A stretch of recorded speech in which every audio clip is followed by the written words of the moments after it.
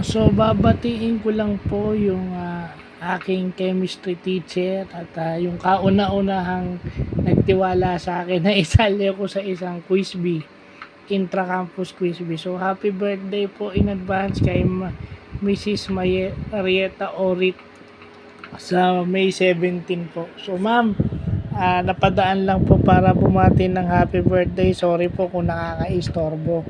Nawa po pagpalain kayo ni Lord at sana kung watcher kayo bukas dahil eleksyon, sana po maging maayos. At sana po sa darating na pasukan marami pa kayong maturuan na maging magaling sa larangan ng chemistry o yung mga magiging future chemist balang araw. At hindi lang yun, yung chemistry kasi is ginagamit sa engineering at iba-iba pang field na kung saan may trabaho, kahit nga sa computer science ginagamit yan.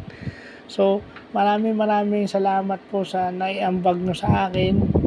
Hindi ko po alam kung paano ko magpapasalamat dahil yung iba pong turo nyo hanggang ngayon natatandaan ko pa, hindi man po lahat pero meron naman pong konti. So sorry po sa pang-istorbo, napadaan lang po para bumati.